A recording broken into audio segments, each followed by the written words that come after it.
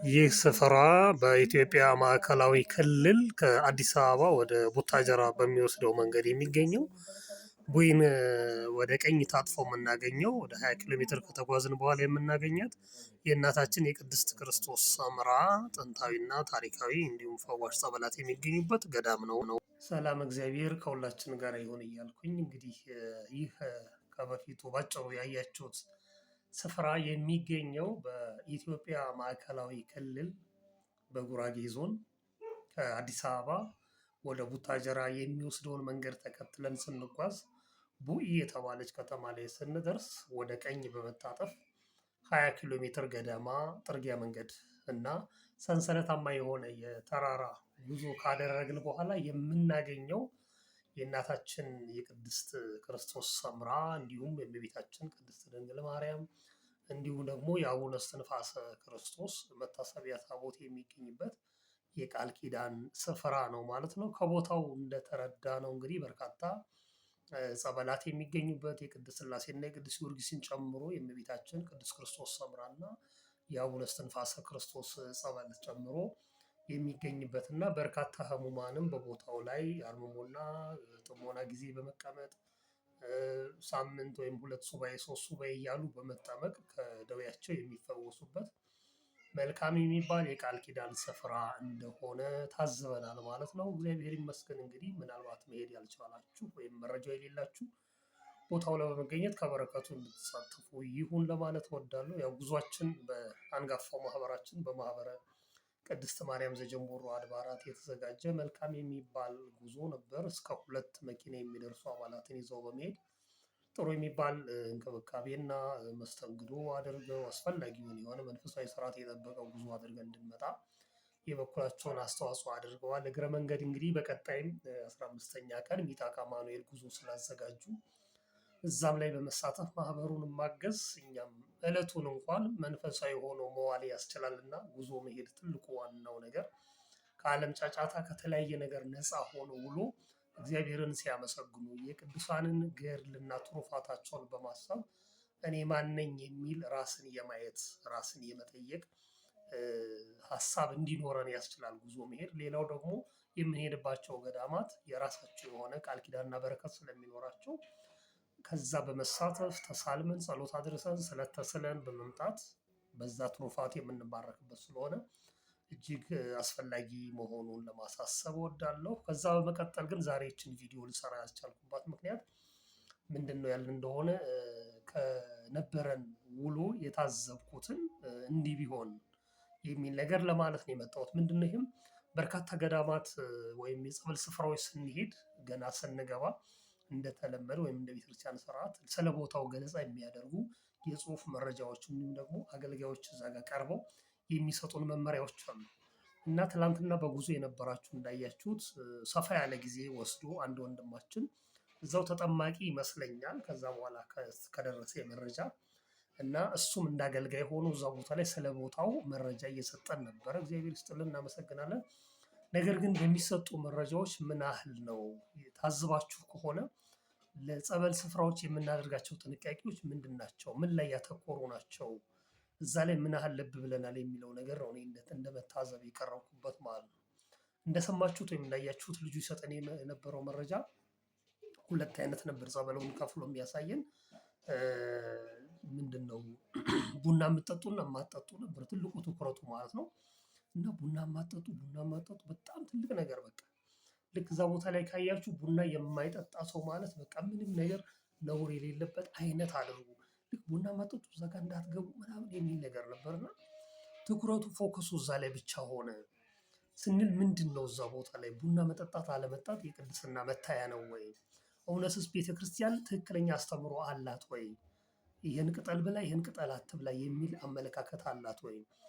በእግዚአብሔር ዘንድ የረከሰ የተቀደሰ የሚባል ነገር አለ ወይ? ሁሉም በእግዚአብሔር እጅ የተፈጠሩ ናቸው። ይሁን ብሎ እግዚአብሔር ሊጠቅመን የሰራቸው ናቸው።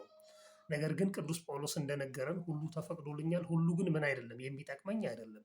ስለዚህ የሚጠቅመንን እንቀበላለን፣ የሚጎዳንን ደግሞ አንወስድም። በዚህ ደረጃ ላይ መጠቀም አለብን እንጂ ልክ እዛ ጋር ፎከስ አድርገን ቡና እያልን የምናወግዘው ነገር ከየት የመጣ ነው? የትኛው የቤተክርስቲያን ስርዓት አዞን ነው? አያስፈልግም ከተባለ እንኳን ቤተክርስቲያን ብላለች ወይ? በቋሚ ጽሑፏ፣ ስርዓቷ፣ ቀኖናዋ ላይ አስገብታ ይህን ቡና አትጠቀሙ የሚል አዋጅ አላት ወይ የሚል ነገር እንደ ጥያቄ ይነሳል ማለት። ስለዚህ ያ በሌለበት ደረጃ ላይ ልክ ቡና መጠጣት እንደዚህ አይነት ነገር ተነግሮበት በቃ እንደ ነውር የሚቀርበት መንገድ ላይ መስተካከል ይገባዋል።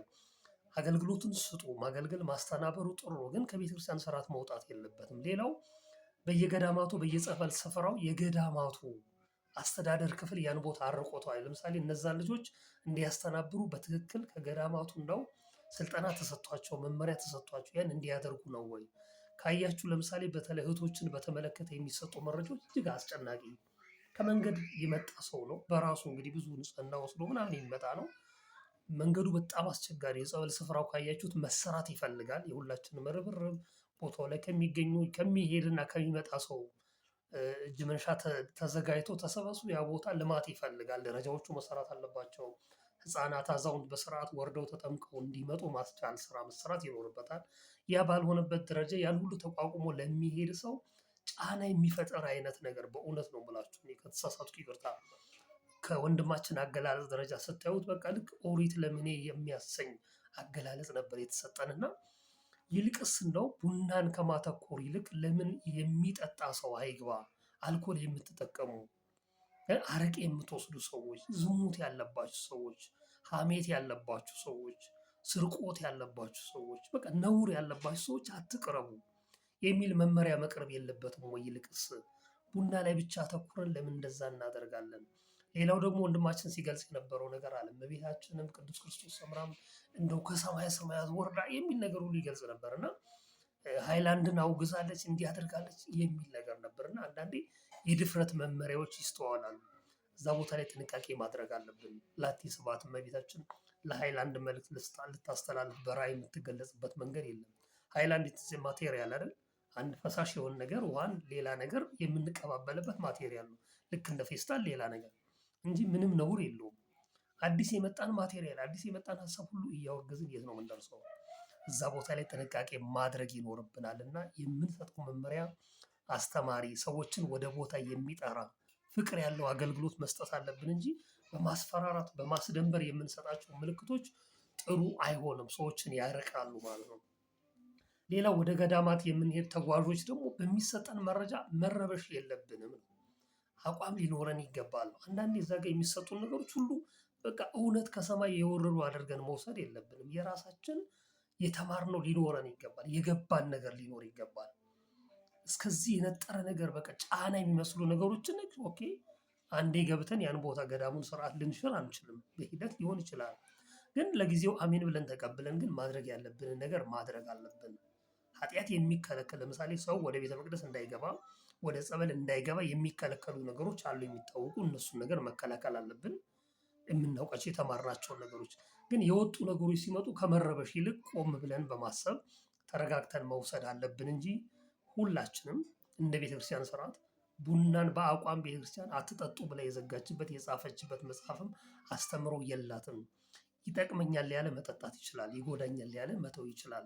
እኛ ሁላችን እንደምናስበው እኔ በግሌንም ወይም እንደኛ ማህበረሰብ መውሰድ እችላለሁ። ቡና ስንጠጣ ነው ያደግነው።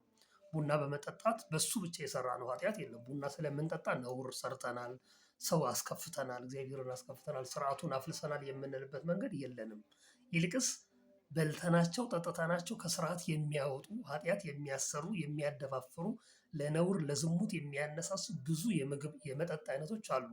እነሱን ልንተዋቸው ይገባል። እነሱን ላይ ማተኮር አለብን እንጂ እንዳው ትልቅ ነገር ቡናን አድርገን እዛ ቦታ ላይ መውሰድ የምንችልበት ነገር የለም።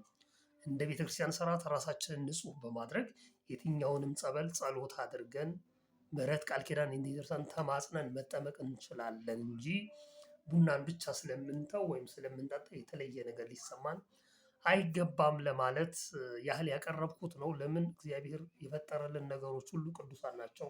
የሚጠቅሙን ከሆነ እንወስዳቸዋለን፣ የሚጎዱን ከሆነ እንተዋቸዋለን። እንደ ሃይማኖታችን ደግሞ እንድንበላቸው የተፈቀዱ የተጻፉልን የተነገሩን የተማርነው አለ፣ እነሱን እንጠቀማለን። ኤክሴፕሽናሊ ግን ዝም ብለን እንደው ቡና ላይ የምናተኩረውን ነገር ከዛ ውጪ ያደርገናል ለማለት ያህል ከታዘብኩት ነው። ምናልባት ለሌሎችም ሼር በማድረግ ለምትሄዱ ሰዎች ገዳሙ በጣም የቃል ኪዳን ስፍራ ነው። ሄደን ንስሐ ገብተን ተጠምቀን እምነቱን ታብሰን መምጣት አለብን። እንደዛ እናድርግ፣ ሌሎች እንዲደርስ እናድርግ። እግረ መንገድ ከደረሳችሁ በየገዳማቱ በየጸበል ስፍራው የምታገለግሉ ወንድም እህቶች እባካችሁ የሚመጣውን ምዕመን በጥሞና በመያዝ በፍቅር በመያዝ በማስታረቅ በማስተማር በመግለጽ እንጂ በቁጣ በተግሳጽ በቃ ያን ሌላውን ሰው ከንቱ በማድረግ እዛ ጋር እናንተ ስላላችሁ በቃ ሌላው ምንም ምናምንቴ እንደማድረግ አታድርጉት። አቅርቡ፣ ሰው እንዲመጣ በትህትና በመቀበል ከቤተክርስቲያን አስተምሮ ባለመውጣት በዘፈቀደ ባለመናገር በድፍረት ባለመናገርና ባለማስተማር ጥንቃቄ ብናደርግ። ሌላው የገዳማት አስተዳደር ክፍሎችም በተለይ ዕለተ ሰንበት ለሚመጣው ተጓዥና ጠበልተኛ ትኩረት አድርጋችሁ መስተንግዶ የተቀላጠፈ የቤተክርስቲያን ስርዓትና ደንብ እየጠበቀ እንዲሆን ብትሰሩ መልካም ነው ለማለት እወዳለሁ። ስላደመጣችሁኝ አመሰግናለሁ። ይህን ነገር ሼር፣ ላይክ በማድረግ ሰብስክራይብ ማድረጋችሁ ሌሎች እንዲደርሱ ብታደርጉ መልካም ነው። እግዚአብሔር ይስጥልኝ። መልካም ጊዜ እመኛለሁ።